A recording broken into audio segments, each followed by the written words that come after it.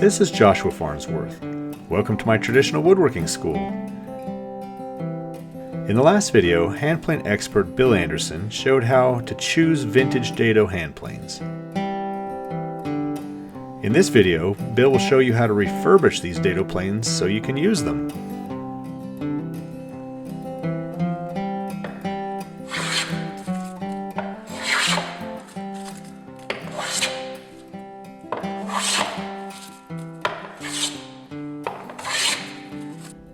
I'm going to talk about rehabbing Dado planes, but I'm not actually going to rehab this Dado plane. I'm going to talk through some of the processes.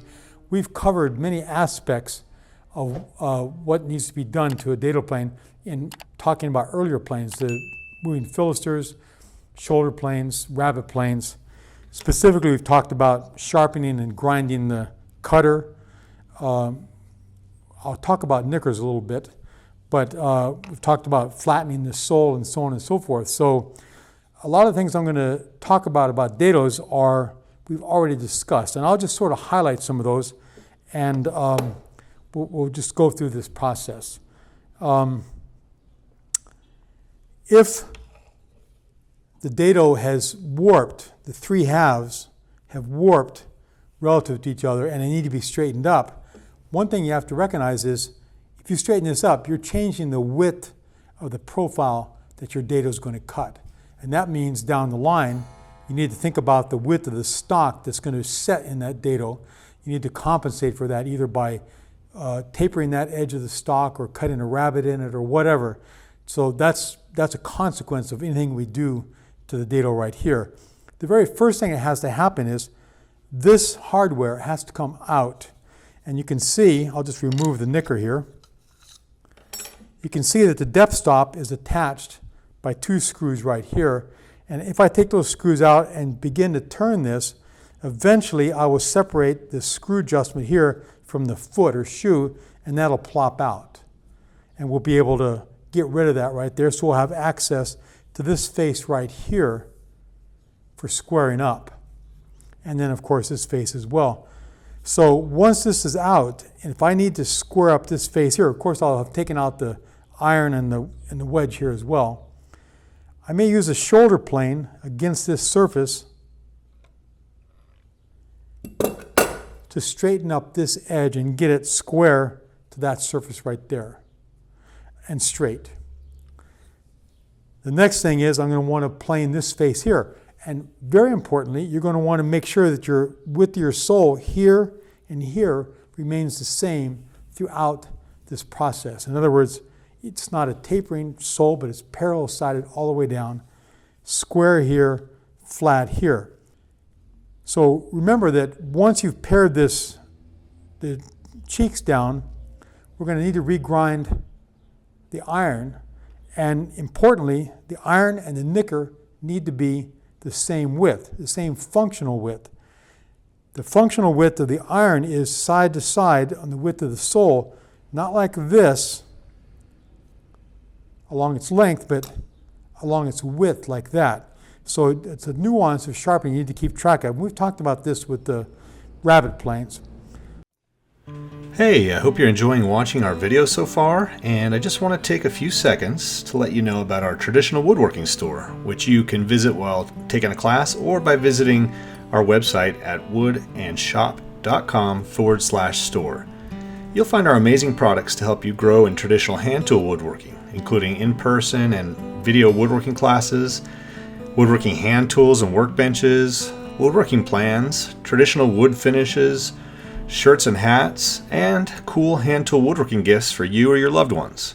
Okay, back to the show. These two widths need to be slightly wider than the width of your sole, the final width of your sole. So plane the sides, grind the iron down just a little bit proud, make the nicker to fit that same size.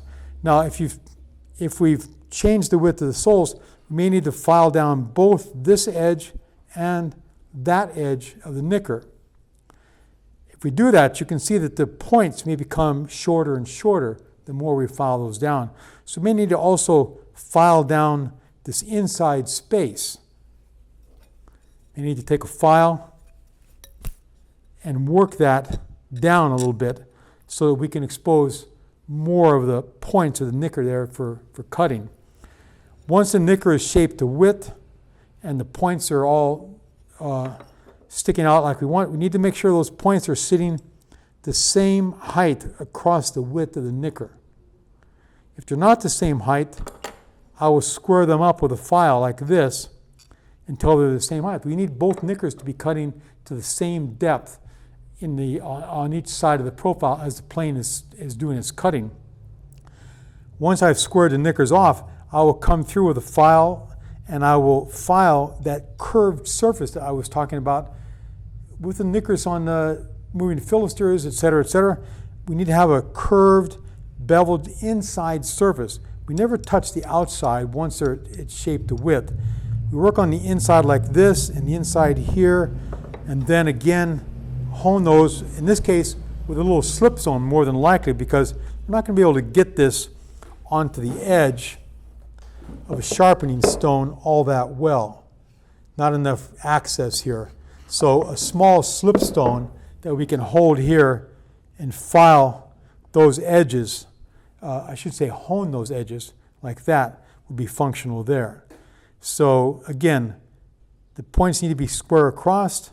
They need to be honed on the inside edges in a curved shape so that as the knicker works through the work there, it makes a dragging or a slicing cut across the grain. That's the most important thing. Other than that, honing up a dado or rehabbing a dado is pretty straightforward.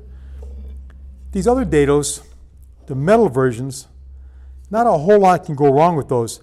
Quite often knickers are missing, and you're going to have to track down a source for those. Old tool source. There's no, it's very difficult to make a knicker like this. You could have it made for you in a machine shop, but I would say you need to find a source for these. Other than that, flattening the sole, that's exactly the same operation we did with the rabbet plane a little bit earlier, if you remember, on a sanding board. And of course the iron is sharpened and honed and ground just like a rabbet plane iron. This is equivalent of a rabbet plane with two cutters on it.